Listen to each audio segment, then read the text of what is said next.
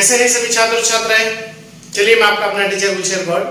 आज मैं आप लोगों के लिए विषय हमारा भारतीय अर्थव्यवस्था, इंडियन इकोनॉमिक्स, और टॉपिक है हमारा बैंकों से संबंधित कुछ प्रमुख शब्दावली, जैसे बैंक दर, पीएलआर, एसएलआर, सीएसआर, ये सब इस तरह की चीजें।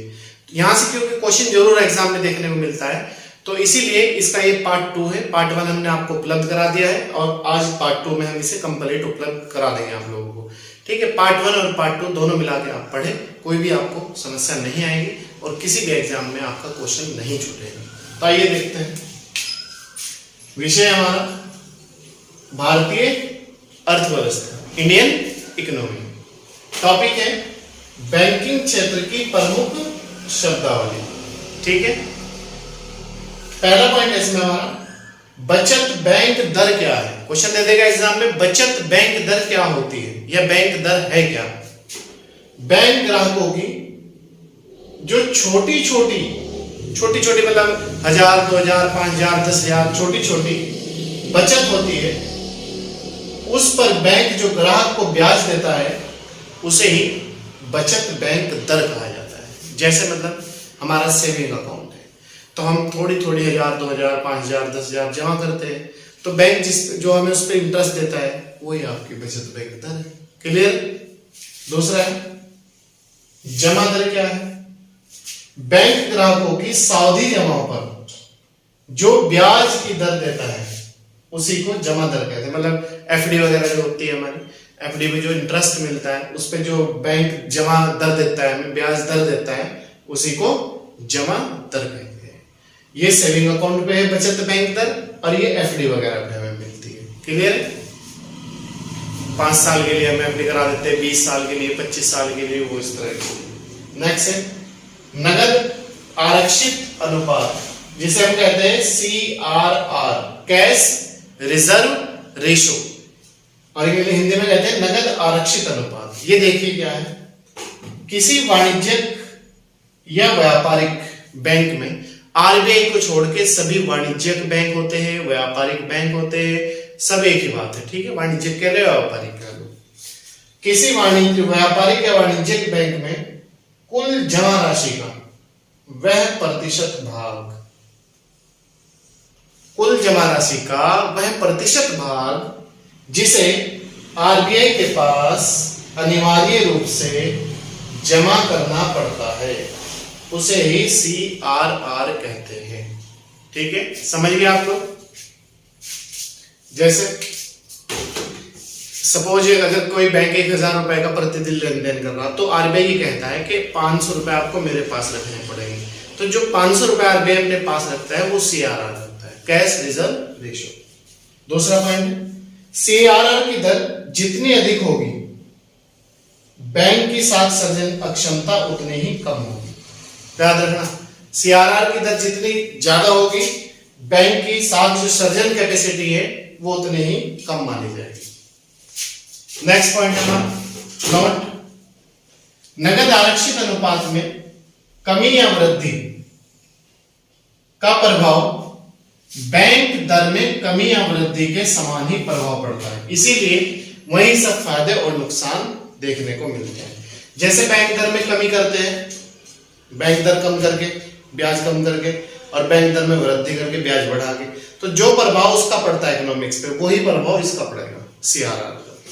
नेक्स्ट है वैधानिक तरलता अनुपात। दूसरा है इसके बाद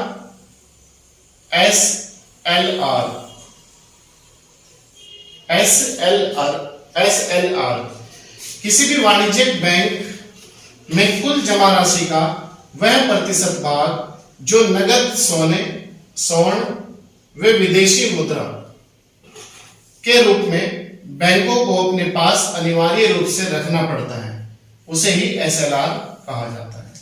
मतलब जो बैंक होते हैं वो दिवालिया ना हो जाए, उस समय को बचाने के लिए आरबीआई ने व्यवस्था की है कि बैंकों को अपने पास गोल्ड रखना पड़ेगा और विदेशी जो मुद्रा है उसका कुछ भाग रखना पड़ेगा। भविष्य में बैंकों को वित्तीय संकट से बचाने के लिए आरबीआई द्वारा इस प्रकार की व्यवस्था की गई है। किसकी? SLR। SLR है क्या है? जो बैंक अपने पास नगद सोना और विदेशी मुद्रा के रूप में जो रखता है वो SLR है। ये आरबीआई ने व्यवस्था की है ताकि अगर कोई बैंक दिवालिया हो जाए, किसी संकट से जूझ जाए, तो उसका उपयोग किया जा सके।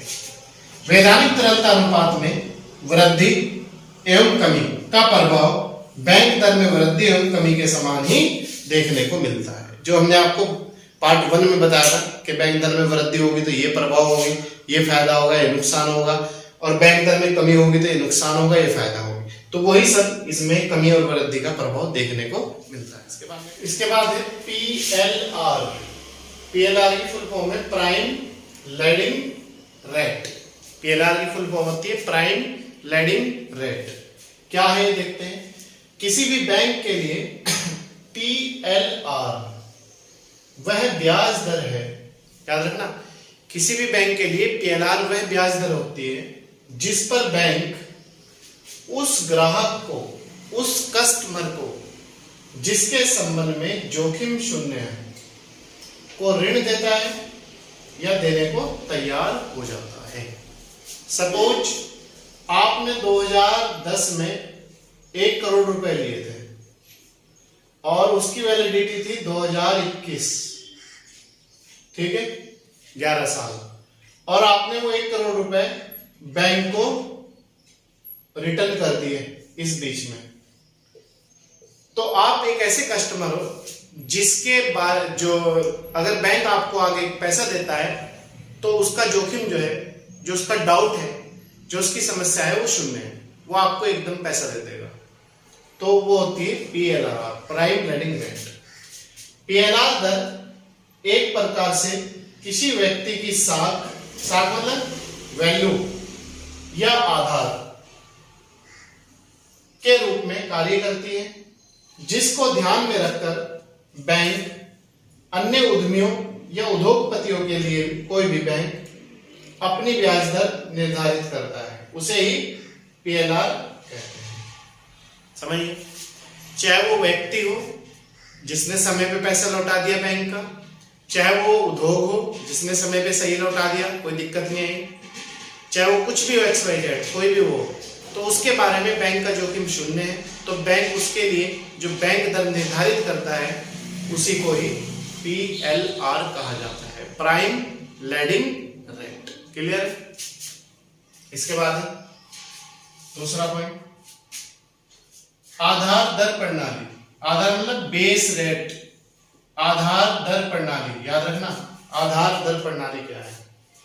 आरबीआई ने PLR आधारित आधार दर प्रणाली के स्थान पर, मतलब ये जो ये सिस्टम था PLR स्थान पर जुलाई 2010 से आधार दर प्रणाली को लागू किया था। PLR के स्थान पर आरबीआई ने आधार दर प्रणाली को लागू किया था। इसकी गणना लागत के आधार पर की जाती है। तो लागत इसका बेस है, इसका मूल्य बेस है, और वहां क्या था, जोखिम शून्य था मूल्य। आधार दर प्रणाली PLR से कम होगी, जो उसका अगर उसका 10% ब्याज है तो इसका 6-7 होगा, तथा कोई भी बैंक इससे नीचे दर पर किसी भी व्यक्ति या उद्योग को उधार नहीं देगा। यहाँ क्या था, यहाँ बैंक अपना आप निर्धारित कर रहा था जिसके बारे में जोखिम शून्य हो, चाहे वो उद्योगपति हो, चाहे व्यक्ति हो, चाहे किसान हो, चाहे मजदूर हो, कुछ भी हो। लेकिन यहाँ क्या है, यहाँ ये खत्म करते हुए 2010 में PLR आरबीआई ने ये कहा कि कोई भी बैंक किसी भी व्यक्ति को, किसी भी उद्योगपति को, किसी को भी एक बैंक दर फिक्स कर दी कि अगर 7% है तो 7% से नीचे ब्याज पे पैसा नहीं देगा, तो उसे ही आधार दर प्रणाली कहा जाता है। क्लियर है? तो दोस्तों ये थी आज की हमारी क्लास, बैंक से संबंधित कुछ महत्वपूर्ण शब्दावली। इसका ये पार्ट 2 था, पार्ट 1 हमने आपको पहले करा दिया था, तो आप पार्ट 1 और पार्ट 2 दोनों मिलाकर पढ़े, क्योंकि यहाँ से बहुत ज्यादा क्वेश्चन एग्जाम में आते हैं, वो कोई भी एग्जाम, तो आप इसे अच्छे तरीके से पढ़े। कोई समस्या आए तो कमेंट बॉक्स में आप हमसे पूछ सकते हैं और कॉल भी कर सकते हो, आप लोगों का वेलकम है।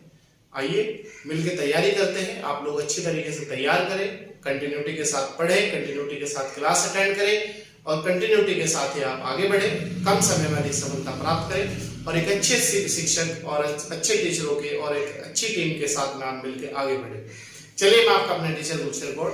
अगर आप हमारे YouTube चैनल पर नए हैं तो सब्सक्राइब कर लीजिएगा, लाइक और शेयर जरूर कीजिएगा। अगर पुराने हैं तो कंटिन्यूटी के साथ बने रहिएगा और ज्यादा से ज्यादा लोगों को लाइक और शेयर ज्यादा से ज्यादा कीजिएगा और ज्यादा से ज्यादा लोगों को हमारे विनय इस कैंपस के बारे में बताइएगा। आप लोगों का हमसे जुड़ने के लिए बहुत बहुत आभार। चलिए मैं आपका अपना टीचर